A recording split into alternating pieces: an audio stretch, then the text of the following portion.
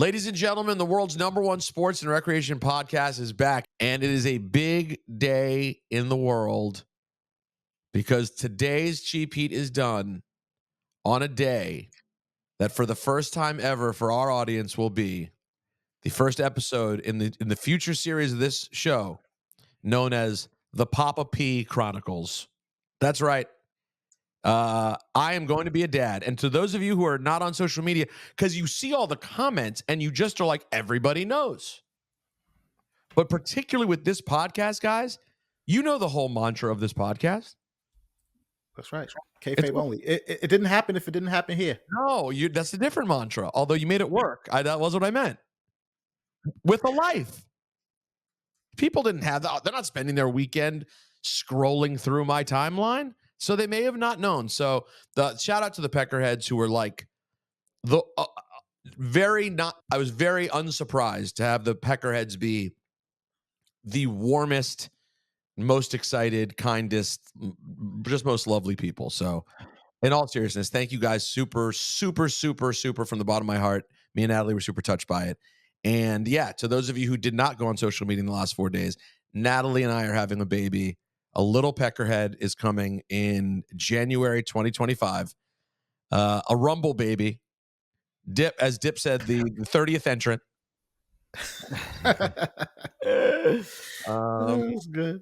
I mean, listen, I've already had to think about my schedule. I'm like, the baby has to come on time so I can be in Indiana a week later for the Rumble. That's the start of Mania season, little baby. Don't you understand? Isn't the Rumble February 1st? Yeah. Yeah, that's what he's saying. The baby needs to be here so he can get, that skin to skin, make that contact, and then say, I'll be right back. No, listen, Exactly. I would really, honestly, if the baby's really a considerate baby, maybe they come a week early. Make it nice and clean. You know what I mean? Just a week. Yeah. Just a week early. A week is early enough that I think nobody cares. No harm, no foul. No, it's fully developed. Everything is there. 10 fingers, 10 toes. No, yeah, sure. You're prepared already. The bag is made up. You're exactly. But give me some time. Have you thought about my proposal of the baby name? Have you thought about naming the baby Dipperstein? I thought he was going to say Barbarian. Middle name Barbarian. Dipperstein Barbarian Rosenberg. That's right. Dipperstein Barbarian Rosenberg. I think that's probably the most appropriate name that makes the most sense. Well, it makes sense on multiple levels. Well, listen, Dip, my life is a lot of flux right now. There's a lot of decisions being made. Do things the right way over the next month. You might get a Dipperstein baby. This is a big important time for Dip. Dip has a new venture. I have contracts coming up. If Dip gets me the right deal or two, Dipperstein as the baby name is right on the table. Now, in all seriousness, the name leading in the clubhouse right now is Andrade Rosenberg. That's what we're considering. I thought Roman Rosenberg was a good. Roro is good. By the way, Roro has a ring to it. I'm not mad at that. What about Dragon Lee? Dragon Lee Rosenberg. I think that works. What about Dragon Off? Ooh. Okay. By the way, back to the alliteration though. What about Ray Rosenberg? R-E-Y. That's not bad either. What about Rhea Rosenberg if it's a girl? Rhea Rosenberg. Ooh, now we're having a conversation. That's not we talking. Now we're having a real conversation. What I have an idea. What about Haystacks Calhoun Rosenberg? What about that? This is, by the way, I don't see a big fat baby. I don't. What's the cousin's name again? Oh no, that was Uncle Elmer. No, Haystacks Calhoun is the generation way before. Hillbilly Jim. I obviously know that, but you reminded me. What, you think that doesn't physically remind you of the repuggery Elmer? who came with Uncle Elmer? But what was the cousin's name? I can't remember the cousin. Let me get a moment. It was Uncle Elmer, Hillbilly Jim, and come on, cousin. We just did this. Forget. This is the most unmemorable main roster wrestler in the history of WWE. Right. It would have been Uncle Elmer if Uncle Elmer didn't have that wedding. The wedding, Uncle Elmer is. I mean, that wedding. It really does, and it's a good conversation because we're getting Cousin Junior, by the way. Cousin Junior. That's right. Cousin Junior Rosenberg. And also, SGG, while you're looking up stats, since that is what you do, when did Haystacks Calhoun retire? Haystacks Calhoun, I have no idea off the top of my head when he retired. He might have been retired by life instead of in the ring. 70s. I'm saying early 70s retired. He retired in 1980. Wow. Passed away in 1989. So he retired in 80, and his prime was in like the 60s, 50s? Yeah, I'm assuming 60s. He debuted in 1956. 56. 56 Yeah, was so I'm assuming. because He debuted in 56? Yes. Yeah. See? But the reason I say that is because, like, my dad will reference Haystacks Calhoun. So that has to mean that puts him back. I mean, in 56, my dad was 9 years old. So by the time he was somebody, my dad was a teenager. The references from that era are Haystacks Calhoun and Gorgeous George. And Buddy Rogers. But like, you hear like your grandfather reference Buddy Rogers, though. It's always Haystacks Calhoun. Well, by the way, I haven't heard my grandfather reference anybody. when did Gorgeous George debut? He's before that. He's a full generation before. Gorgeous George had to be in like the 40s because Muhammad Ali. 50s. I think he debuts in the 40s. Is going to be my guess. Gorgeous George was born in 1915. There you go. Debuted in 1932. You should be ashamed. You're not Stat Guy. No, but what was the prime? Like, when was he like the guy? I mean, he retired in 1962, so his prime was not late 40s at all. Late 40s, early 50s. That's your prime, Gorgeous George. So that's how wild is that? He's a full. But that's why your grandfather's not referencing Gorgeous. I mean, I guess if your grandfather's very old at this point, if your grandparents are no longer with us, they remember Gorgeous George. Right. Bruno was really the most referenced by parents and grandparents for me. It was Bruno. He was the guy. Buddy Rogers, Antonio Rocca. I've never heard my family reference Antonio Rocca. No. I think it's Antonino Rocca. Antonino Rocca. Let me look it up. No, but it is Antonino Rocca. It's confusing because my parents were always referencing Antonio Inoki. So that was what made it confusing. Was it Antonino or was it Antonio? Guys, have you tried the new Waterloo flavors? I've all of a sudden become a Waterloo guy. Yeah, what happened to LaCroix? I'm done with LaCroix. If you look past LaCroix, there's a whole universe out there of better flavored, they're throwing fruits together now that have no connection with each other. This is a raspberry nectarine. I mean, they're just throwing things together. I'm sending a message to Waterloo. We need them as a sponsor. Yeah. Waterloo is got to be the most mage now at this point, and it's a lower price point than LaCroix. Well, it's 50 cents less usually. Why do you care about that? Don't count my money, Greg. You sort of do it yourself. I'm not pocket watching, but I'm just saying. He's pocket watching. You know my money long. You know my money long. We don't have to talk about it. That's why you got LaCroix money. You got. I'm telling you, there's a friend of mine, a friend of ours, turned me on to the orange vanilla. Fantastic. It's like drinking a creamsicle. Who doesn't want that? I love creamsicle. Give anything. I love real creamsicle. I love creamsicle flavored. Just a plain orange creamsicle. We love creamsicles. That's literally what I just drank at the doctor. Oh, well, in that context, it's not good. She just drank it. She was forced to drink a drink that's that flavor as a pregnancy thing. No, that's not fun. But creamsicle, a regular creamsicle from like this ice cream, the pure, original, authentic. I love it all. I love the old Tampa Bay Bucks creamsicle jerseys. Give me all the creamsicle. Dip, you're wearing a creamsicle schmata as we speak. I am literally, I am bathed in schmata creamsicle right now. Who knew? All right, guys. So I will tell you that there was a lot of things going on here in Casa del Rosenberg as we get down to this final stretch. I did not take in all of Saturday yet. I've only taken in some of the show. So tell me your biggest takeaways. SGG, I'll start with you. First of all, was Crown Jewel good? And what was the best thing that we saw. Yes, Crown Jewel was good.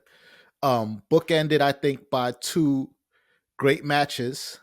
The 6-man tag gave us more Bloodline cinema, laid the groundwork for what we're going to see in the future. Sami Zayn, as you predicted, made his presence felt, but it didn't work out the way I at least thought it was going to work out. He ended up kicking Roman Reigns in the face as Solo sort of laughs at the breakdown in communication between the Usos, Sammy and Roman from the outside of the ring. This is after Solo spikes Roman twice, pins him to pick up the victory for the new bloodline. Oh no. Solo goes on to extend his undefeated streak at Crown Jewel to 2-0 with the victories over Roman Reigns and the Usos and John Cena, and also ends Roman Reigns' undefeated streak at Crown Jewel by pinning him in the opening of the match. And in the main event, Cody and Gunther, they put on a classic, I would say, a banger. My mom was here for it. We watched the main event together. She had some interesting commentary throughout the match. When Cody makes his entrance, he's at the top of the ramp, and like literally just him showing his face, she goes, "You know what? He thinks he's all that. I'm going for Gunther." And she was with Gunther for most of the match. She switched sides. Cody with he thinks he's all that. She hit him with a he thinks he's all that. I'm going with Gunther. And then he gets in the ring. And then Michael Cole says, he talks about Cody being the son of Dusty Rhodes. And she goes, "Oh, that's Dusty Boy? I'm gonna root for him now." She switched up on Gunther. Wow, then a switch. But then she switched back to Gunther. And towards the end of the match, Cody's down. And my mom goes, "Get up, Cody." And then Crystal chimes in and she's like, "Well, I thought you wanted him to lose." And my mom goes, yeah, I want him to get up so Gunther could beat him some more. And then she rolled with Gunther to the end of the match. Was very disappointed to see Gunther lose. But I think her commentary definitely enhanced the match quality for me. But it was still a good match. But we didn't get the things we thought we would get. No, KO and Randy, they brawled it out.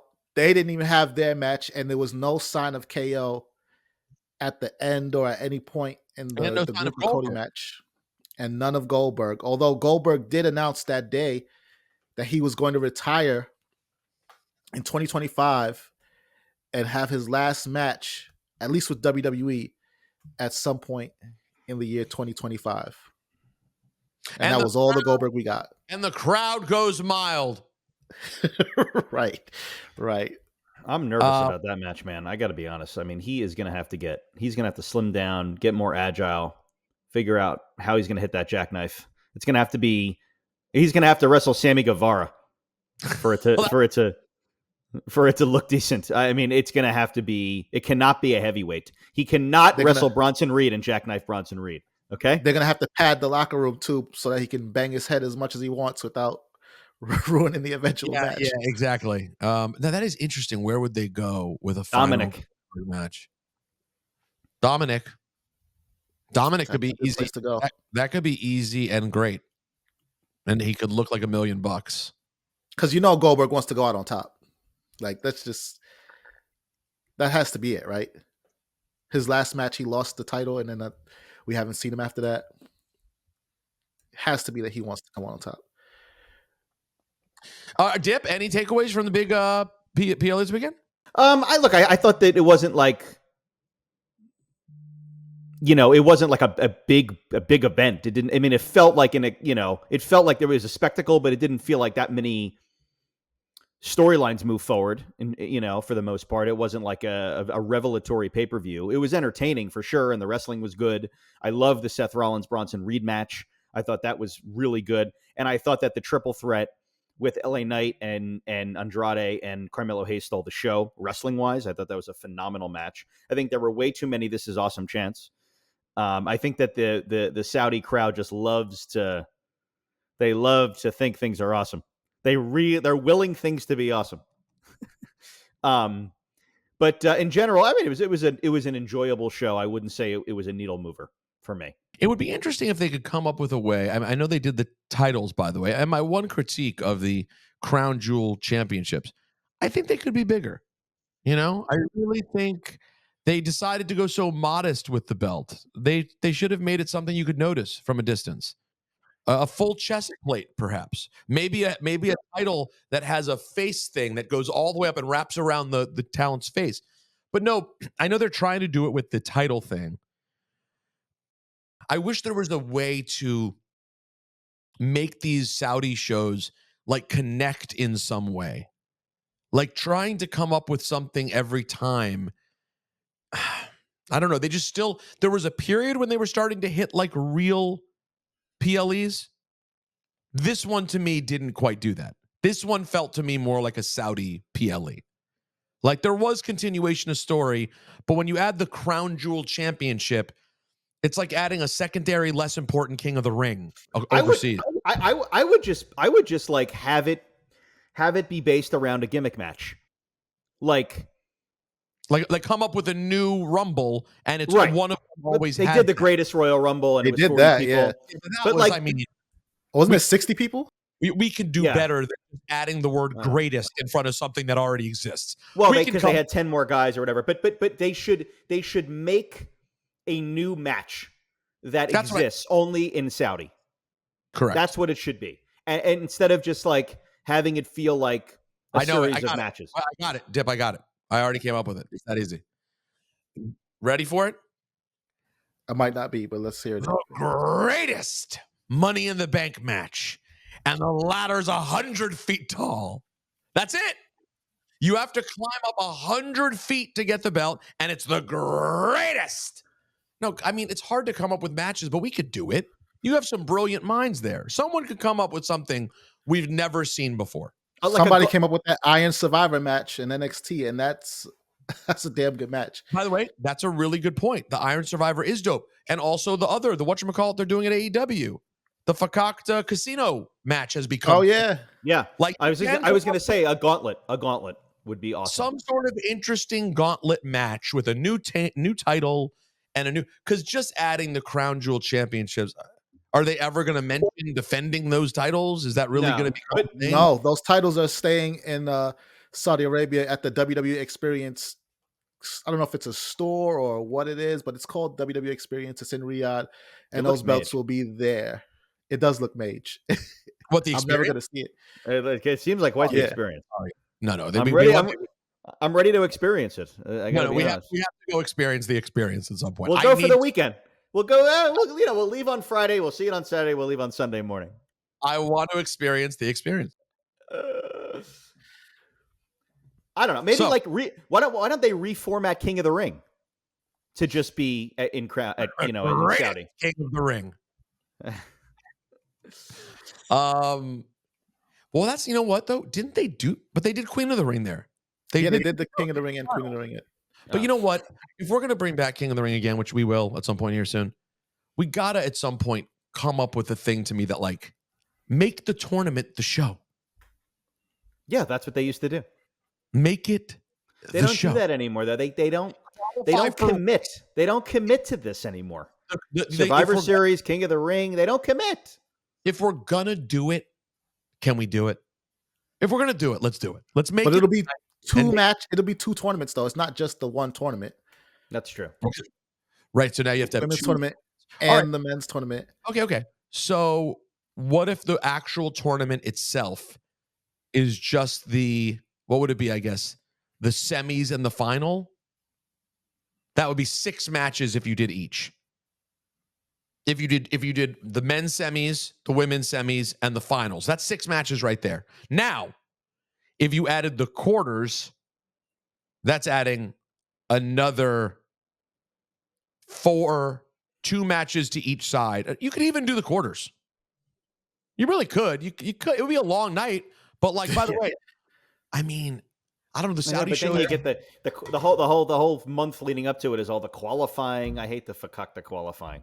I don't like a qualifying anything. I don't need the qualifying. Just name the people and that's it. It'll be a whole show with nothing else. No, I got you. SGG, I got you. Loud and clear. Here's what we're gonna do. How about this? We're going to separate King and Queen of the Ring, and they'll be at different times. One Saudi. Hey, I'm not kidding around. No joke. You have the King of the Ring. That's one show in Saudi, and it has the whole King of the Ring plus a couple other matches.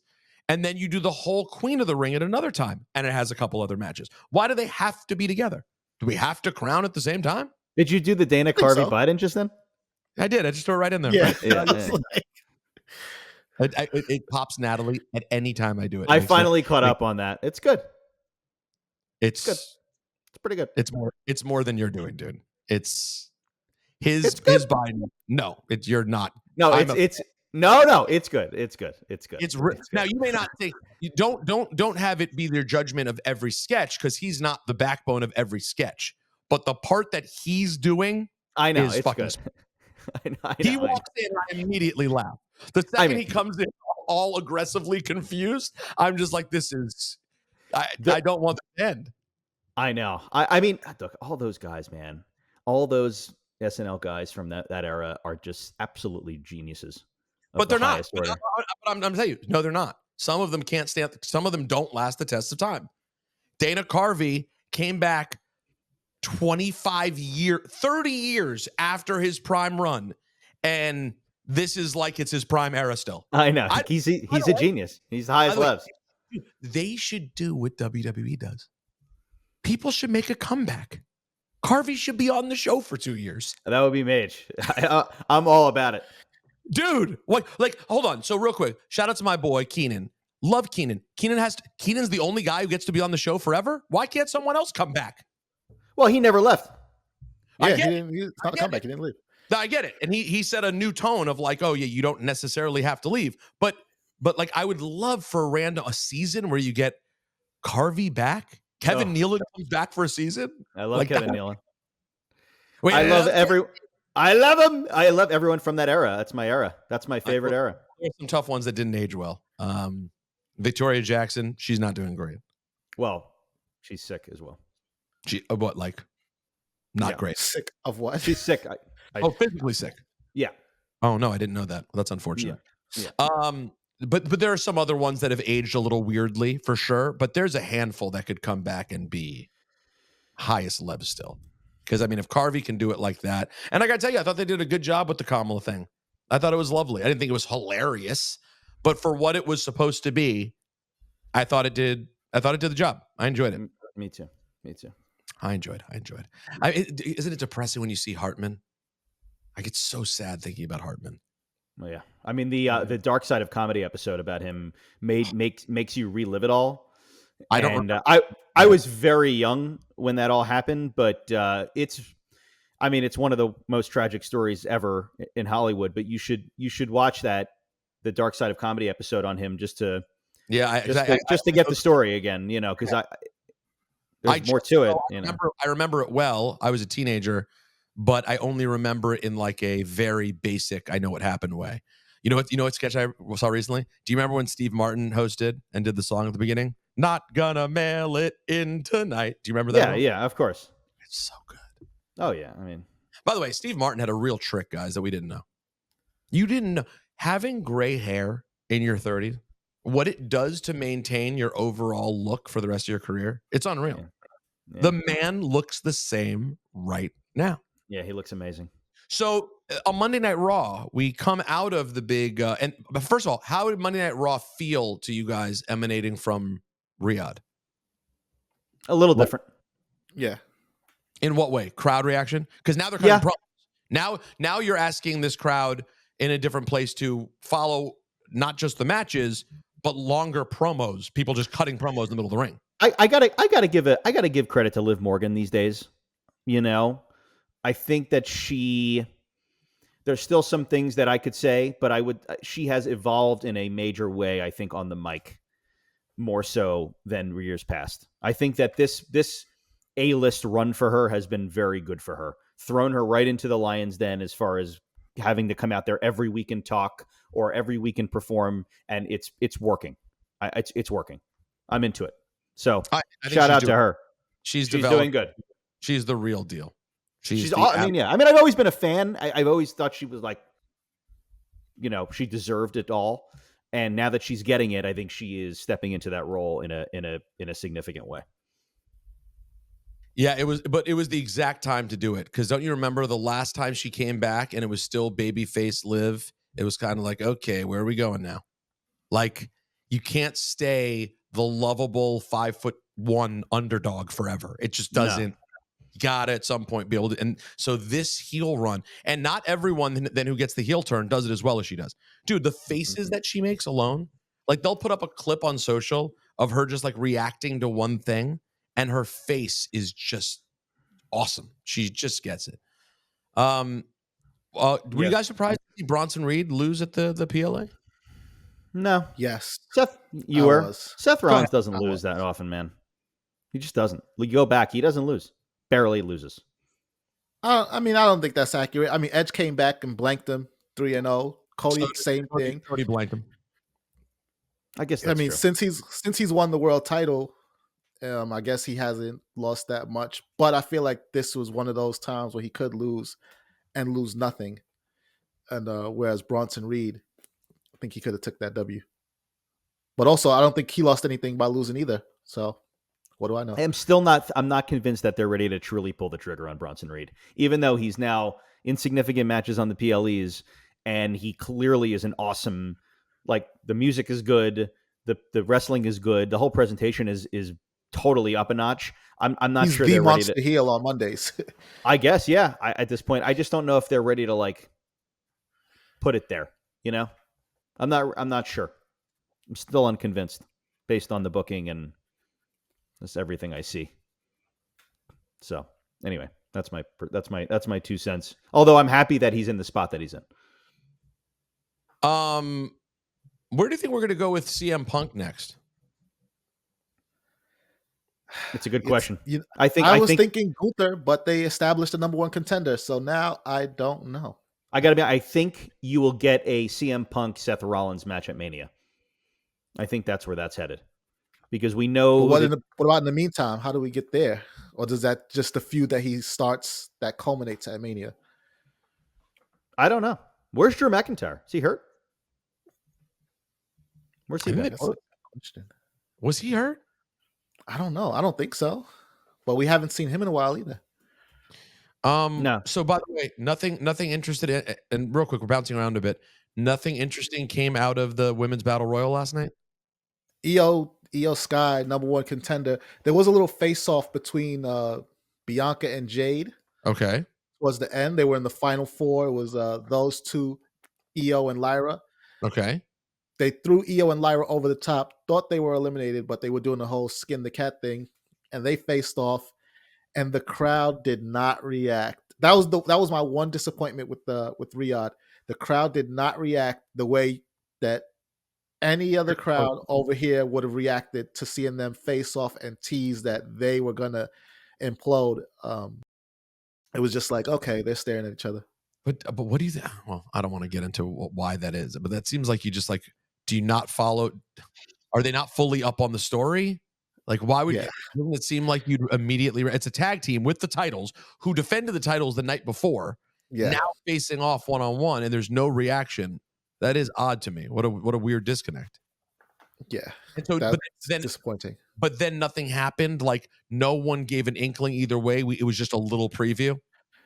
Yeah, they stared each other down, but before they could even decide if they were going to swing on each other, Io and Lyra came in, broke it up, and then Raquel and Liv got involved and eliminated Jade and Bianca to set up the tag title match next week. It was a tease at Jace-esque, is what it was.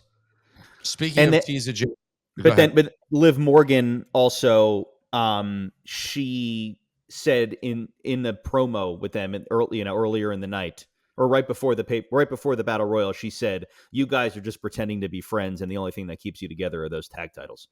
And then they looked at each other and like, "Oh, you know what she's trying to do," but Bianca said, but like it was a tease at Jace-esque, the definition. What about, speaking of tease at Jace-esque, anything come out of the New Day match yesterday? Any furthering? Yeah, they're slowly moving the ball forward. New Day lost to what are they called now? The War Raiders. War Raiders, yeah. They lost to the War Raiders because Kofi was setting up Trouble in Paradise and Woods hit the tag prematurely. There was a little bit of a miscommunication and they lose due to that breakdown in communication. And I mean, look, it's how many times does Woods have to try to be the glory hound that ends up costing them the match? I think this has just been repetitive at this point. And Kofi, you know what to do at this point. How many times do you have to go to the sideline so that Woods could get the glory, get his hand raised, and then y'all end up both having to hold the L? You know what to do, Kofi. Why is it this slow though? Can't we just go already? Like, I think it's gonna end soon though. Like, I wonder, of the classic turns we've seen, right? Like, seeds were sown for Marty and Sean. Yeah. Didn't happen overnight. That was a story. No, Happened but over time. it was in a matter And of this was the weeks, early though. 90s too. So this was the early 90s too. So it happened over time. I don't think it did though. Well, but my guess is, I see I don't what you're think saying it because they didn't have as much TV. But no, they did not. it still was probably, if you were to look at it, my bet would be a third as long as they've been teasing this thing already. It probably was over and done, and Marty's head was through the window after 4 weeks. Like, I don't think it was that quick. It was. You were just young. I bet it was a month. But maybe even if it was 6 weeks, guys, this is just, I think it was probably 2 weeks.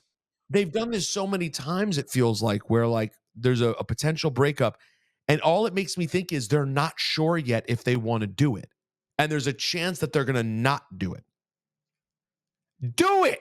What are we doing? It's time. I got news for you. Unless you're in very rare special cases, the over-the-top teasing makes the turn more special. This is not that. And by the way, I feel like we just did it recently. You know when they just did this with and we never got the payoff? The Gable and Otis thing. They teased it and teased it and teased it and teased it. And then we got a halfway version of it. They're not even connected anymore. Otis has free Otis shirts that don't make any sense based on what happened on the TV. Why? Like, once we start going down the road with this thing, can someone just jump in and go, all right, guys, we did it. We started. That's it. It means it has to happen. There's a timeline now. We're doing this within a month. But like with these secondary storylines, by the way, in both cases, right? Like Otis and Gable at that time wasn't the biggest story on TV. And this certainly isn't the biggest story on TV. Why can't we just do it? All of a sudden, guess what? We'd have a more meaningful story. You'd have another really cool, fun story to watch between two superstars who, frankly, have been stuck in sort of purgatory for a while. Yeah, they feel like jobbers at this point. I mean, it's crazy to say it, but even their gear is feeling less significant than it used to. Like, I don't know. I don't like what they're wearing these days either. Their presentation, maybe it's on purpose, feels a little Jobberish. I gotta say, nothing ever got tidied up. Like after the tragic circumstances of E's career coming to an end, nothing since then kind of tied it up. There wasn't like that moment. We never even got a promo with like Big E and the two of them like out in the ring talking about like, well, what now? You know what I mean? Like you have to find a way, because not like, listen, if Big E was no longer in WWE, then I'd be like, all right, we just move on. You don't talk about it. Fine. He's still an active part of the show. Every PLE. He could. He's part of the show. Frankly, he needs to be the foil. He doesn't need to bump, whatever, but he needs to be the guy that like seals the deal, seals their fate. Or interestingly, Adam Pearce announced that they're going to dedicate an episode of Raw to the 10-year anniversary of the New Day. The first New Day vignette was November 3rd, 2014. That's crazy. I think they had their first match as a trio on November 28th, 2014. So I think they've been creeping up to this anniversary. You're right. Period. When is that? And when so is that? November 3rd already passed. That was the day they had their first vignette, billing them as a stable. And then November 28th was their first match as a group. So I think either they're going to get to that line and then break up, or they're going to fall just short of that line. But I feel like we're now in the red zone with this breakup, and we have to be. Well, we can all pray, guys. Let's hope and let's pray. So also, SGG, didn't some people get released this week? Yes. Unfortunately, Indy Hartwell, Tegan Knox, and Baron Corbin were all. I'm not sure if they were released outright or if they were told that their contract wouldn't be renewed. But either way, these three superstars are going to be parting ways with WWE. Baron Corbin, man. Yeah.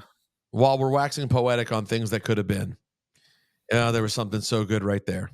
I remember seeing him at that NXT show years ago, and I forget who he was wrestling, but he still had the long hair, and it was his debut on a pay-per-view, and people were chanting, "Who are you? Who are you?" I'll never forget that. It was still when NXT was like at like a smaller venue during WrestleMania weekend, and like that was fun. like that was fun. It was like 20. That was the night I saw Steven Merchant. Yes, that was that night. That was a great. Oh, was Dallas? Yeah, that was like 2015. That sounds about right, right? That's 9 years ago. And that was the first time that I ever experienced Baron Corbin wrestle. And then we saw the front row was JR and Stephanie McMahon, remember? And they all sat there like in the front as if they were like witnessing like something. Enjoying some of Dallas's best matzo ball soup, might I add. That was the night Samoa Joe, Stephanie kept interrupting the match so Samoa Joe could wipe the blood off his face. Do you remember that? He was just like him and Finn Balor. I forgot about that. That's right. A moment in time. I got to tell you guys, man, when he was down on his luck, Corbin, that had so much potential, man. And again, isn't it crazy? And we sit here talking about the times when they take way too long for a story. And remember, that one was the exact opposite. This is when Vince would just like get impatient and just be like, all right, enough already. He went to Vegas and he made all the money back. And we'll show it in a vignette later. What? I love that too, by the way, though, when he got his bread up. I love that too. Good too. No, I hated how they did it. But once they got there, I was like, oh, they can make this work. Yeah. But what was his name again? Happy Corbin. Happy made no sense. Brian Mann said this, and I never forgot it. Cash Corbin. Cash Corbin should have been the name. It was Cash right there. Corbin. Cash Corbin sounds like a heel. Happy Corbin sounds like a play on Happy Gilmore. It's stupid. Yeah. And they rushed it. And I would have had him being broke for a long time. That's a story you could have milked for a long time. Yeah. Anyways, he's a good guy, man. I saw him at SummerSlam. We had a good chat. Him and I always talked football. And caught up. I always enjoyed his company. Good guy. Roots for the Kansas City Chiefs, which is disgusting, but that's where he's from. What are you going to do? Absolutely absurd. I mean, who actually roots for the Kansas City Chiefs? Is that even ridiculous? If you're not 6, if you're not 6 years old and your favorite basketball team is the Golden State Warriors, also, then what are we even talking about? Yeah, you're an idiot. Although, guys, I got to tell you, I'm living a different life right now. My life is crazy. For so long, I wanted to have a child. I'll get into it more in future episodes, but very deep, dark, personal times. And on a slightly less serious note, all I wanted was to have a football team that did not embarrass me, like literally make me hate my life. And it's crazy. Now Natalie and I are expecting, and all of a sudden, it's like someone just snapped their fingers and was like, let's give Rosenberg's personal life a push. Professionally, I don't know. We'll see. But personally, someone said, you know what? He's been a good guy for a long time. Commanders, 7-2. And by the way, it wasn't even that fast. SGG was more than that. Let's get rid of Snyder for him. Because that was I lived in a world, and I know you don't appreciate this, Dipperstein, not enjoying sports that you can't control. But I literally thought I watched every game, but I had this cloud. I was disgusted to be a fan of the team. And I'm like, Dan Snyder's like 7 years, 10 years. No, maybe he's 10 years older than me. He's going to own them my whole life. I'm going to die as an old man and he'll be an older man still owning the team. And I'm going to have to grin and bear the embarrassment. And you guys know the story, but listeners, I'm sure don't. At one point many years ago, this is a hell of a story. I went to a Redskins Giants game with my ex-wife. We went down on the field because we were lucky enough to do so. At which point I saw Kevin Durant and Rich Kleinman, who at the time, I mean, I'm still very friendly with Rich Kleinman, but at the time I saw Kevin Durant fairly often back then too. And it was awesome. Threw around the football with KD on the field at MetLife Stadium. Oh, very cool. And then they go, do you guys want to come up to the suite with us? I said, which suite? They said, Snyder's suite. Now, I had really good tickets, but I look at my ex-wife and I go, are we doing this? Let's go. And we went up to see Dan Snyder's suite and meet Dan Snyder. Keep in mind, I already hated him. Like, everyone in DC hated him. Like, if you were from the DC area, you're disgusted. There is not a person in America who had a lower approval rating than Dan Snyder in the DMV, and anyone out there who's from the area knows I'm telling the truth. Hated by everybody. Republicans and Democrats came together to hate Dan Snyder. And I watched in that suite, and I thought, maybe tonight I'll find out something that's unbelievable. I'll find out that Dan Snyder is, in fact, a great guy. Instead, you found out that he wears a toupee. I wish I didn't see a toupee.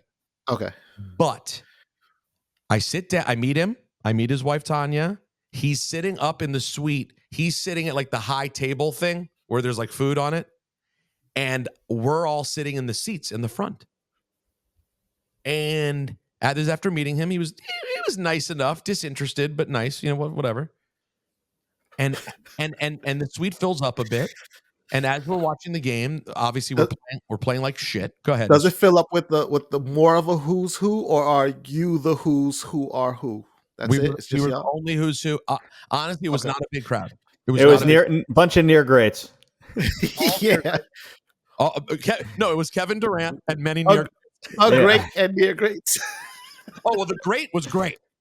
The great was great. Kevin Durant, for God's sake. It's a gold medalist, but and a world champion. So we're watching the game, and all of a sudden, I start hearing, "F this, F that. This guy effing sucks. This is bull S. F that." And I'm like, who the hell came into the owner's suite? This is insane. And I turn around, and it's Snyder in front of children and the whole suite, screaming and cursing and making no sense. And then the one thing that I'll never forget all my life that said, oh my God, we're going to be the worst team ever. The Commanders, the then Redskins, got the ball back down like 20-0 or 23 at halftime. And going into the half, we received a punt with like 7 seconds left. Okay. We have the ball at our own 5-yard line.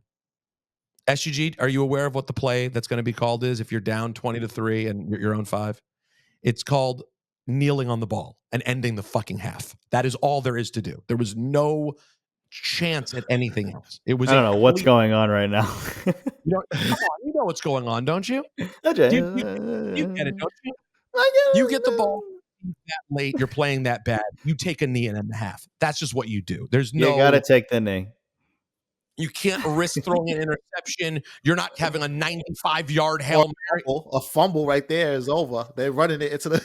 There's only one play. And if you're a football fan, you know there's only one play there. And as they're about to hike the ball, Snyder's like, throw it deep. And I looked back at him and I went, oh my God, this guy's a moron. He's an actual moron. He owns the team. And he's like beyond a casual. He's a moron. He seems like a great guy. By the way, though, besides that, I do want to say, he's a great guy. I thought I'd be stuck with that my whole life. And then all of a sudden he's gone. We have new ownership. Dip. Michael Rubin invited me to the suite. I'm going to Michael Rubin's suite for the Dallas game in November. Beautiful. I have. Fantastic. Do you As you realize should. how great this is? I mean, this is Another great guy. Oh, he's a great guy. Yeah. Anyways, I know there's some of you who don't care about football at all, but it's a big deal in my life. Every Sunday to keep having people are congratulating me on the Commanders as much as they are the coming child.